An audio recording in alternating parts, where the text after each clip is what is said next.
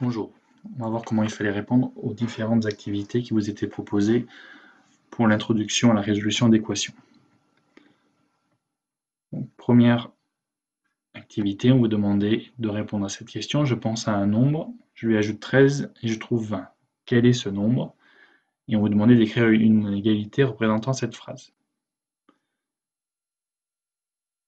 Donc on peut le faire de tête dans un premier temps. J'ai un nombre, je rajoute 13. Donc si je prends 2, je rajoute 13, je trouve 15. Si je prends 10, je rajoute 13, je trouve 23.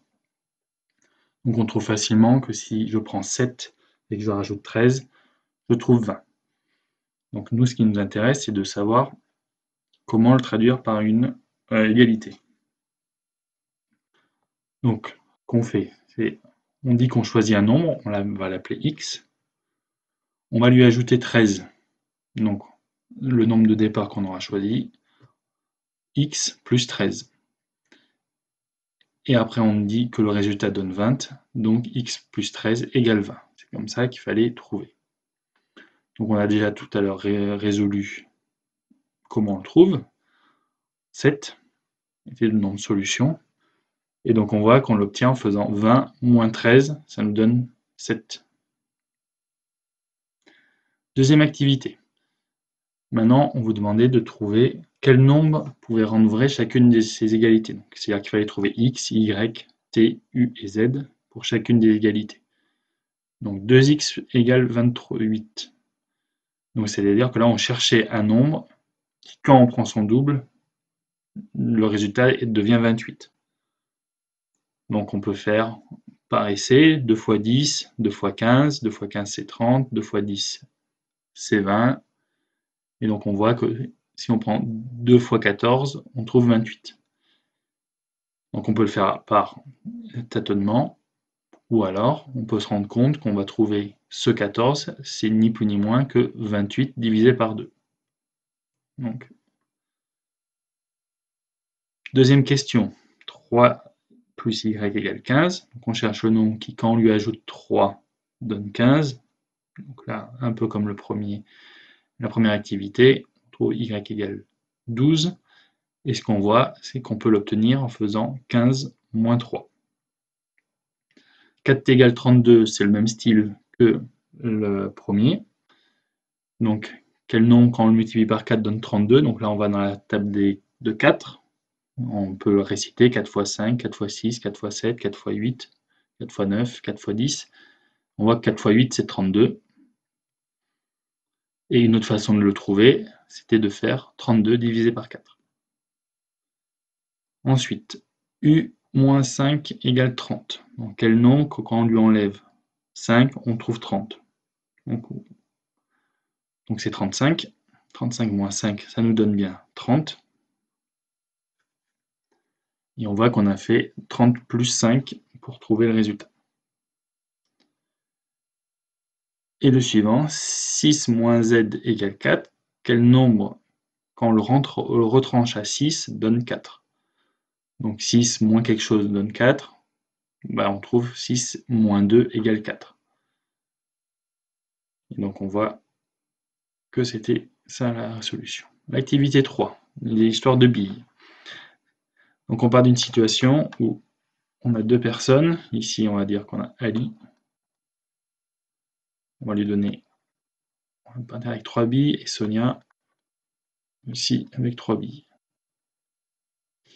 Si tu donnes autant de billes à l'un qu'à l'autre, auront-ils toujours le même nombre de billes? Par exemple, si j'en donne, on va dire, ici mes petites croix, on se retrouve bien avec le même nombre de billes.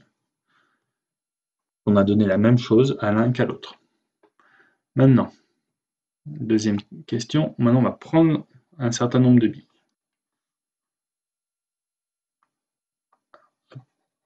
Je reviens à la situation initiale. Donc si par exemple j'enlève une bille à Ali et que j'enlève une bille à Sonia, je me retrouve bien dans le cas où ils ont le même nombre de billes. Donc ils auront bien le même nombre de billes. On doit donc prendre le même nombre de billes pour qu'ils aient au final toujours le même nombre. Maintenant, Sonia double son nombre de billes en jouant. Donc là, on est parti sur le principe qu'elle en avait 2, elle double. Je vais revenir à la situation initiale, 3. Elle double, donc allez, on passe à 6 billes. Que doit faire Ali pour conserver le même nombre de billes que Sonia? Il doit aussi doubler son nombre de billes, tout simplement, pour garder l'égalité. Et ensuite, on vous dit que Ali partage équitablement son paquet de billes en 3 paquets. Donc ça veut dire que ici, il nous fait un paquet avec une bille, un paquet, un autre paquet. Il donne les autres à ses camarades. Donc voilà, il ne nous reste plus qu'un paquet sur les 3. Sonia décide de faire la même chose. Donc elle fait ses paquets. Et elle en donne. Elle les donne à ses camarades. Et on voit bien qu'à la fin, ils ont toujours le même nombre de billes. Ils ont bien un tiers du nombre de billes initial. Donc, quelles sont les propriétés que tu viens de mettre en évidence? Alors, avec le premier, on a vu que si on part d'une égalité qu'on ajoute le même nombre des deux côtés, on a toujours l'égalité. Le deuxième, on enlevait des billes. On voyait que si on enlevait le même nombre de billes des deux côtés, on avait toujours l'égalité. Troisième, on a vu que si on multipliait par un même nombre des deux côtés, on avait toujours l'égalité. Et puis le quatrième, c'est si on divisait par un même nombre, on se retrouvait toujours avec l'égalité.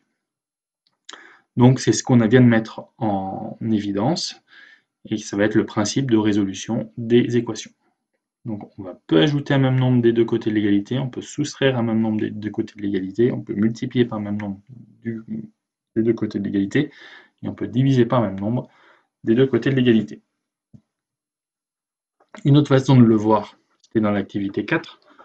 On va utiliser la représentation avec des balances, ici.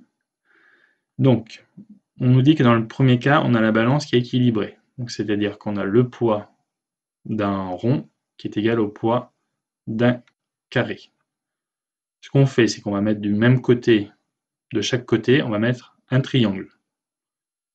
Donc si on met un triangle à gauche, un triangle à droite, ce qu'on peut mettre, c'est qu'on a toujours l'équilibre, donc on met la flèche au milieu. Et donc on se retrouve de nouveau dans une situation d'équilibre. On a ajouté le même poids de chaque côté du plateau, de la balance.